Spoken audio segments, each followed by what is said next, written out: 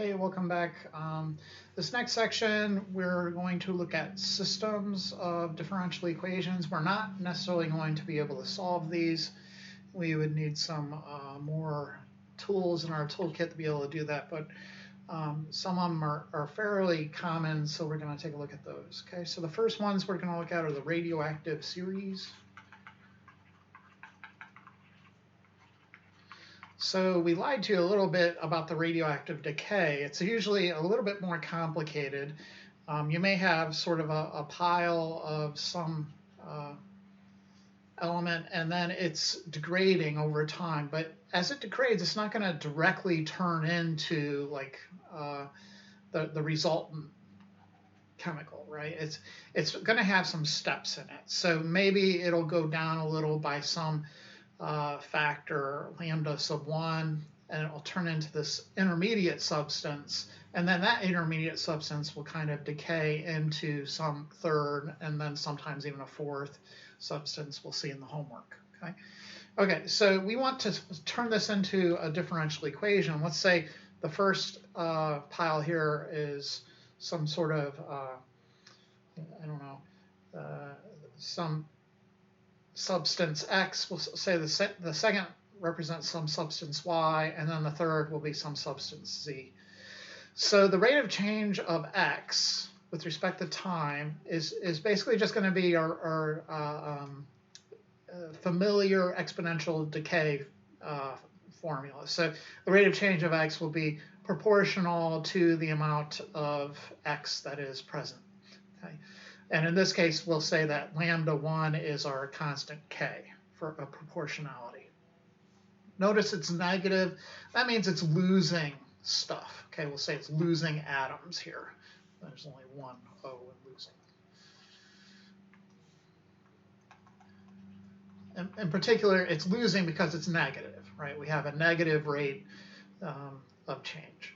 Okay, then it's turning into this other substance Y, right? And the rate of change of that will be, well, it's gaining atoms from X. At what rate? Well, the same rate that X is losing the atoms. So you'll have a plus lambda 1 X. And then it's losing atoms as the substance Y decays. So it'll be going down by apparently this other factor in the diagram that I've created, lambda 2. So we'll say minus lambda 2, and it'll be proportional to the amount of the substance that remains. Finally, the rate of change of the last guy is just going to be the positive rate of change of the rate that Y is losing its atoms, right? So again, Y is gaining atoms from X,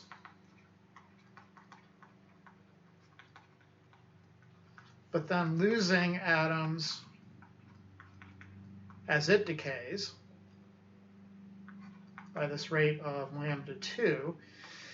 But then this element Z is going to be gaining the atoms from Y.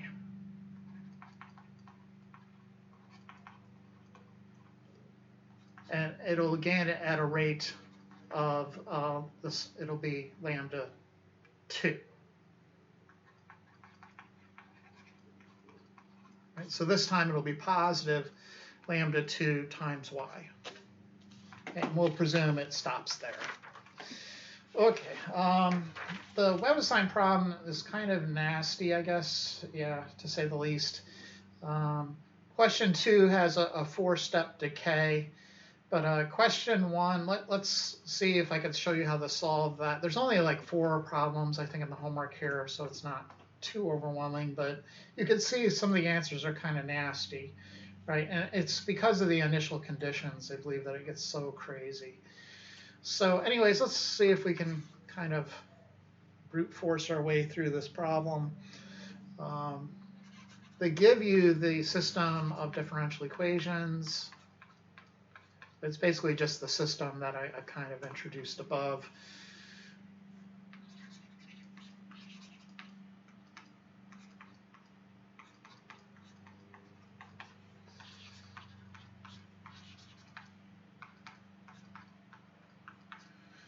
Okay.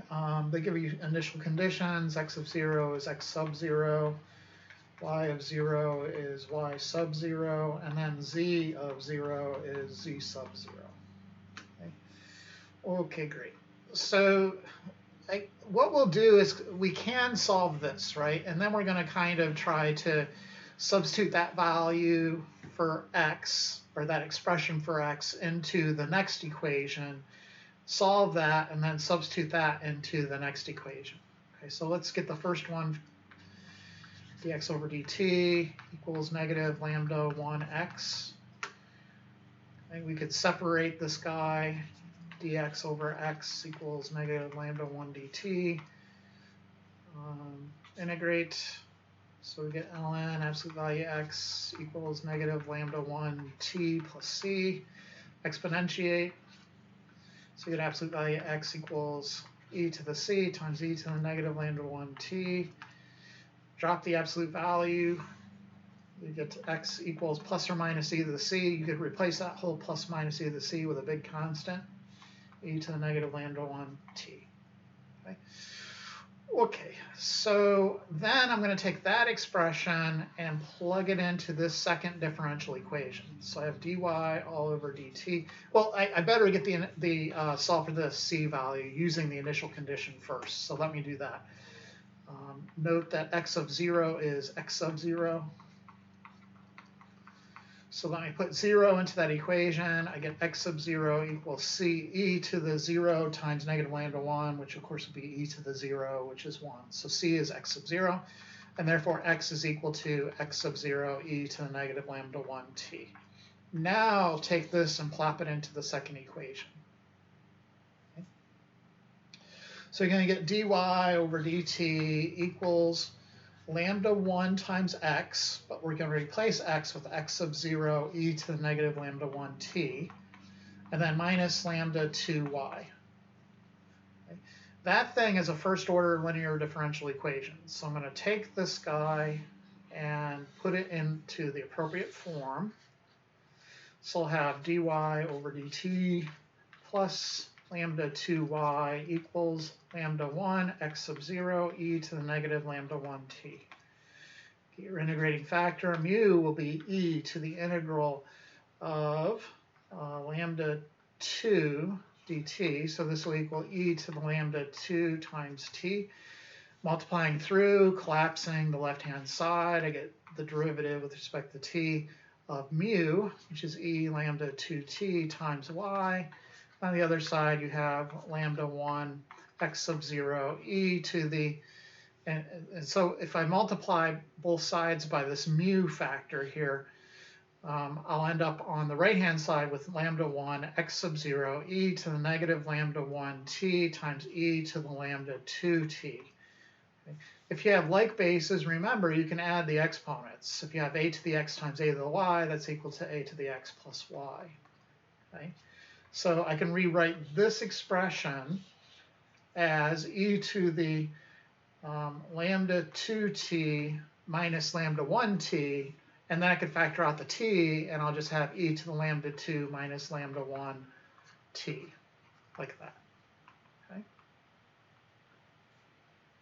So hopefully that's not too far of a bridge to cross. Let's integrate both sides, remembering lambda 1 x sub 0 is a constant. So on the left, I have e lambda 2t times y. On the right, you'd have to do a u sub for lambda 2 minus lambda 1t. And you would end up with du equaling lambda 2 minus lambda 1 dt. So you're going to get a factor of 1 all over lambda 2 minus lambda 1 when you integrate. Okay, so I'll end up with lambda 1 x sub 0 all over lambda 2 minus lambda 1 times the integral of e to the u. The integral of e to the u is just e to the u. And then back summing e to the lambda 2 minus lambda 1t, and then plus c. Then I need to take the multiply or divide by e to the lambda sub 2t. You'll end up with y equaling lambda 1 x sub 0 all over lambda 2 minus lambda 1.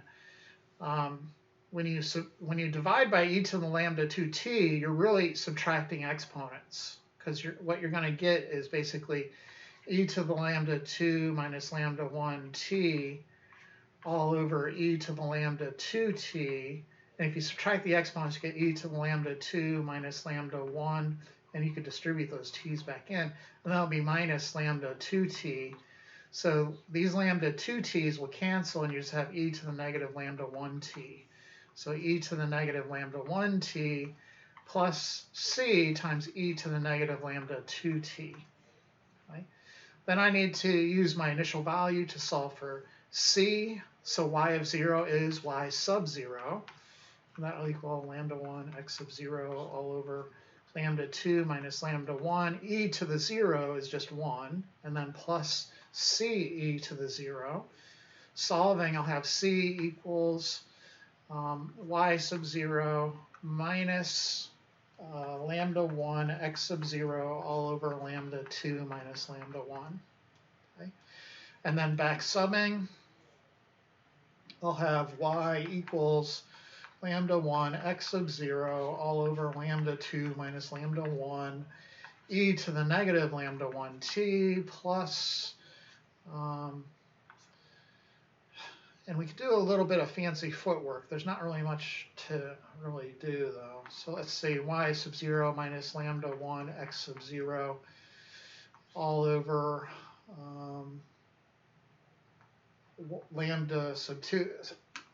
Oh, sorry, y of 0 is 0, not y sub 0. So that's going to make life a little easier, at least. I apologize. Right here at this step, y sub 0 is actually just 0. Okay, so I can replace this with 0. I apologize. 0 here. Replace this with 0. So 0 here. And rather than having a negative floating in there, I'm going to rewrite that. Okay, so as of right now, it's negative lambda 1 x sub 0 over lambda 2 minus lambda 1. Well, no, I'll leave it like that. Okay, so then my y equals part, y will equal that thing, and then I'll have a minus lambda 1 x sub 0. So I should be able to factor that out, right? 1 times e to the negative lambda 2t. Yeah, so if you see in my answer over here on the right, that's what I did. I factored out that lambda 1 x sub 0 thing. So y equals lambda 1 x sub 0 all over lambda 2 minus lambda 1 times e to the negative lambda 1t minus e to the negative lambda 2t. Okay? And that's what you see in the box. Okay, now I need to get z.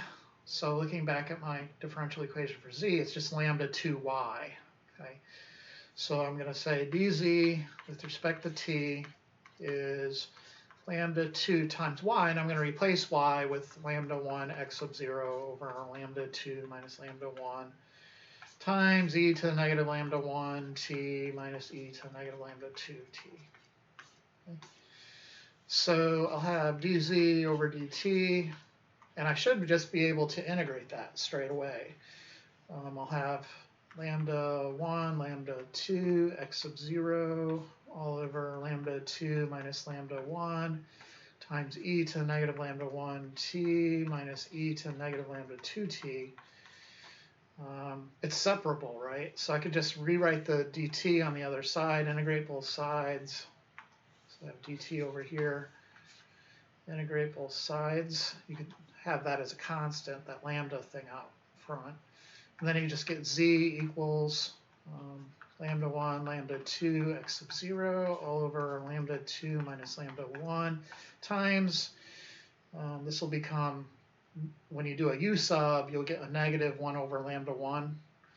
So you get negative e to the negative lambda 1t all over lambda 1. And then it'll become plus e to the negative lambda 2t all over lambda 2. And then plus our constant of integration.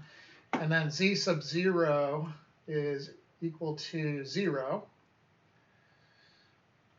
So I should be able to rewrite this then as 0 equals lambda 1, lambda 2, x sub 0 all over lambda 2 minus lambda 1 times, and here e to the 0 is just 1, so you get negative 1 over lambda 1. And same for the second term, so 1 over lambda 2 now. And then plus c. You could simplify this stuff a little bit, I believe. Find a common denominator, or lambda 1, lambda 2. So lambda 2, actually 2. Lambda 2 needs a lambda 1 in top and bottom. So cheat a little bit, it kind of looks like a lambda. Then combine the numerators over the common denominator.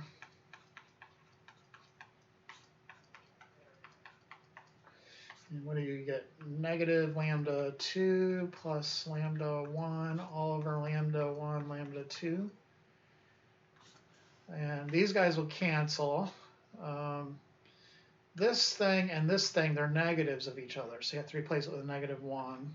And then you just have negative x sub 0 left over, plus c, and then solving for c, you get x sub 0. So z finally then is all of that stuff above, lambda 1, lambda 2, x sub 0, all over lambda 2 minus lambda 1 times negative e to the negative lambda 1 t, all over lambda 1 plus e to negative lambda 2 t all over lambda 2. Okay. So make sure you type it into the computer correctly. It'll get upset if you don't do it right. Oh, and plus z, x sub 0, right, for the c. Okay, so it's a nightmare with all the constants, but they're just constants, so you can kind of ignore them as you do your integration and that sort of stuff. Okay, so then they give you another one of those. The mixture problems, so I think must be next then. Yeah, mixtures. The difference here is that you have more than one tank, but it's not so hard, and we're going to be able to kind of solve them, or at least we're going to be able to set them up, because the amount of liquid in the tanks will stay the same. So, for instance, figure 3.3.1, they give you a hypothetical. So we have some junk going in at 3 gallons per minute into this tank. And then stuff is also coming in from this other tank. It's really taxing my artistic abilities here. So some stuff's coming in at 1 gallon per minute this way. And we have the bottom of the tank here, the tank. So there's stuff, this is going to be tank A, this is tank B. There's stuff coming out of tank A into tank B, and that's going at 4 gallons per minute. And then there's another outlet pipe here, and it's going out at 3 gallons per minute. So if you look at how much is going into tank A, it has 3 gallons here, and then it has 1 gallon here. So 4 gallons are going in.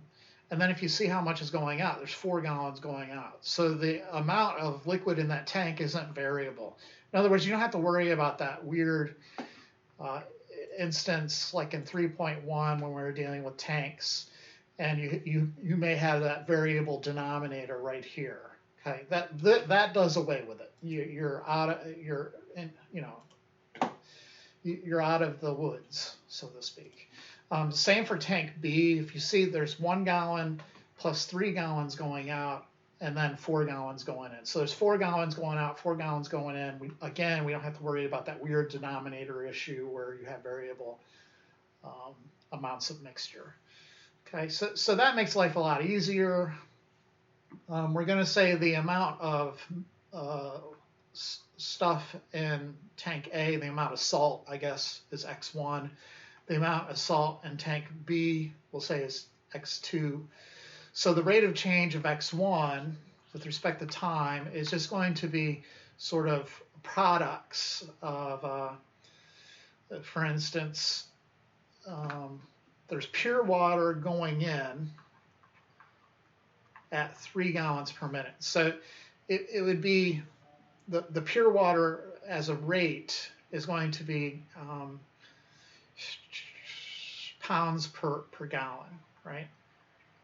And then you just multiply the pure water, the amount of salt in the pure water, which is 0, times the 3 gallons per minute, the rate of salt going in. And that would just be 0 times 3. So in that case, it's just literally 0. What else is coming in? So you're also getting in this 1 gallon per minute from the tank B. Okay, so this thing right here, I just did in green. So how do I figure that out? Well, that's going to be the rate, the 1 gallon per minute, times the amount of salt in tank B. And the amount of salt in tank B is going to be x sub 2, which is variable, all over the amount of junk that's in tank B, the amount of mixture in there. And they should give you that amount. Okay. So in this example here, they're saying tank A has 50 gallons of water with 25 pounds of salt initially dissolved in it. Tank B has 50 gallons of pure water as well. So the amount of salt that's going in pounds per gallon will be x2 all over 50. Okay, so it's the rate of the mix that's going into A, 1 gallon per minute, times the amount of salt that's going in that mix, which is the amount of salt in tank B, which is x2, divided by the amount of liquid in there, which is 50. Okay. All right, so we got those two down, the stuff that's going in, and then minus the stuff going out. So now in green going out in this direction, what will that be? Well, that would be minus 4 gallons per minute times the amount of salt that's in tank A at some time. So the amount of salt in tank A will just be this x1, and we want pounds per gallon. Okay, so x1 pounds per gallon, and the amount of gallons in tank A is 50. Okay, so that would be the first differential equation. The second differential equation you form the same way. All right, so now we're working with tank B, and there's stuff, that green one, we'll again have to consider that, right? There's this 4 gallons per minute going in of how much salt is in tank A. So that's A all over, or x1 all over 50, right? So it would be 4 times x1 all over 50. And then we have to take away stuff, right? So the minus this 3 gallons per minute going out. So that would be minus 3 x2 would be the amount of salt in tank B all over 50. And then we also need this amount here going out, the 1 gallon per minute. So minus then 1 x2 all over 50. And that should give us our formulas. You could rewrite them. The first one is going to be x2 over 50 minus the second one, 2x1 over 25 when you reduce. The other formula looks like it's going to be also 2x1 all over 25 minus 4x2 over 50, which will just be 2x2 all over 50 as well. Okay.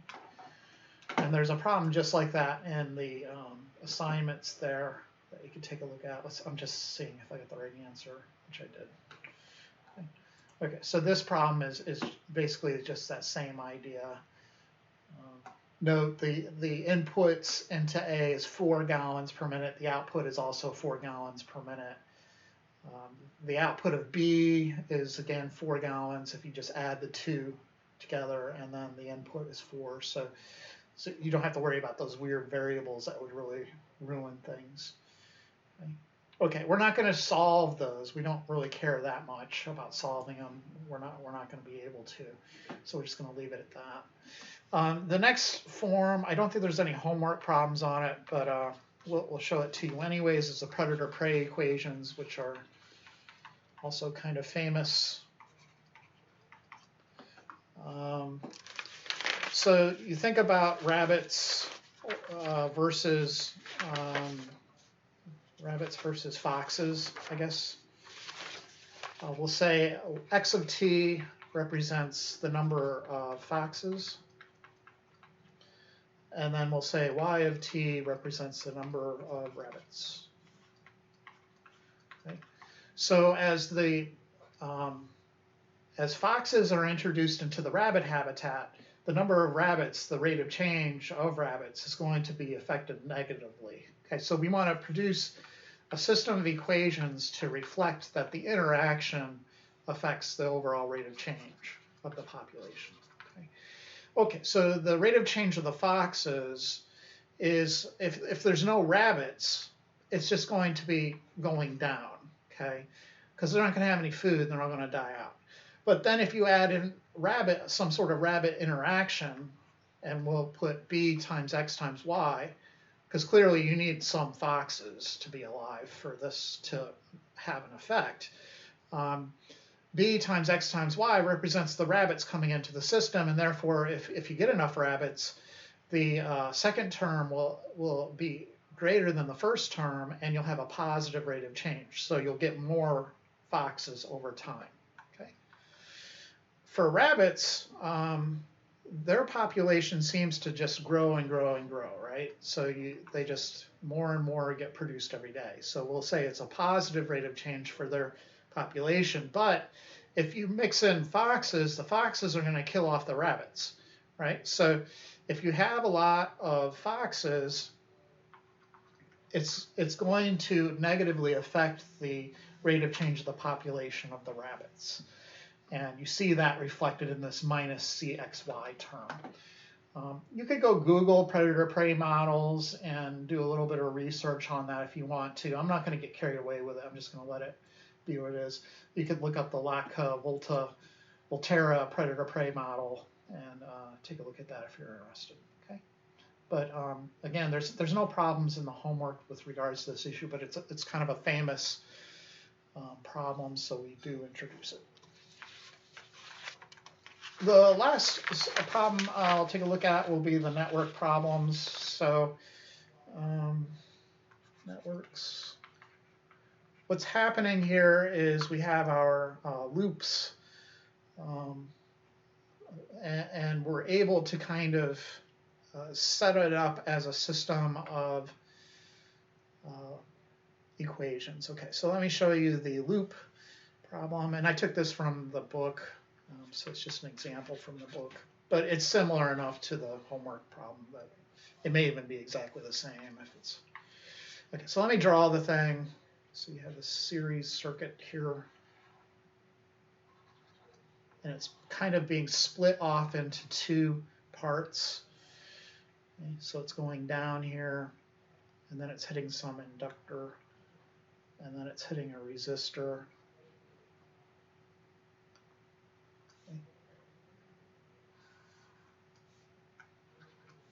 And then we have our pressed voltage here, E. And that's coming down here, and we'll get some other inductor thingamajig, and then a resistor. It's going like this. Okay, so we'll go around and label everything. This is A1, B1, C1, C2, B2, A2. Okay, and there's two paths around this thing. So you could go A1, B1, B2, A2, or you could go A1, B1, C1, C2, B2, A2. Okay. The sort of current I sub 1, they'll call it, gets split into two parts. And then in this direction will be I2, and in this direction will be I3. And we note that I1 is equal to I2 plus I3. And we're going to form our differential equations in terms of I2 and I3. Anyways, this inductance L1, this resistance R2, and then this inductance L2 and this resistance R3, where this resistance, this first one, is R1. Okay, so we use Kirchhoff's laws, in particular that number 15 sitting there. So as we go around the loop, we kind of collect the terms. So starting at E, I'll have, I'm going to go around the loop A1, B1, B2, A2. Okay. So starting with I1, it goes through that resistance R1, so I'll have I1, R1, and then it's going to split into I2, L1, so really dI with respect to dt, L1, and then plus I2, R2. And what we want to do for our equations is to rewrite this thing in terms of I2 and I3. So it's basically just do a substitution on that, and you'll have your first equation, I2 plus I3 R1 plus dI, the derivative of I2 with respect to t L1 plus I2 R2. The way the computer will have you sort of submit it, they want you to collect terms in a weird kind of way. So in particular, for our problem, which may or may not be the same as what's in your homework, you can rewrite it as I2 R1 plus I2 R2 plus I3 R1 plus dI2 dt L1. And then this will be I2 times R1 plus R2 plus I3 R1 plus dI2 dt L1. And I think that's yeah, it's the same answer. So it's just, yeah, okay. It's the same question, I guess. Let's look at the other equation then. So for the other equation, I'm going around loop. Let me give myself a little more room here. I'm going around the loop A1, B1, C1, C2, B2, A2. Okay, so E of t is going to start with, of course, again, the same as before, I1, R1. And then it branches into I3, so I'd have the dI3 with respect to t times L2, and then plus I3, R3, and then you're back around to home.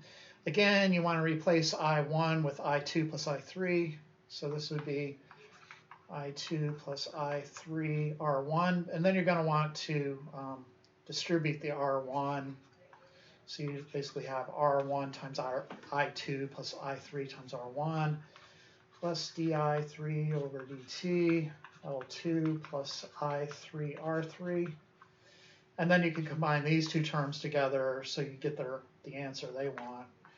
So you have dI3 dt with the L2 in front plus the R1 times I2 plus I3 plus the I3 R3.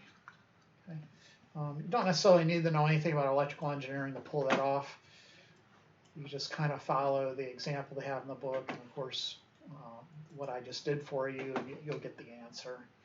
Let's see if I get the same answer as that. So L2 times di, d3, yeah, and then, yeah, sure. No, they group the R's together. I group the, I hate it when it does that.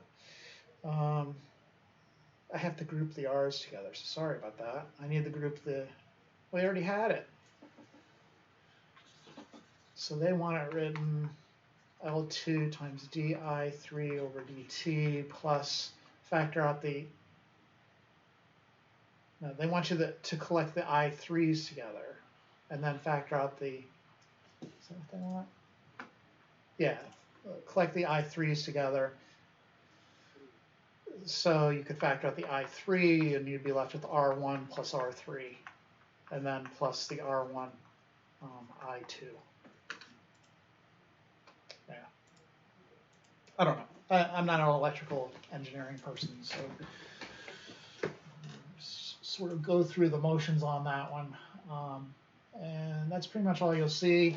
So, okay. We'll leave the video then at that, and we'll see you next time.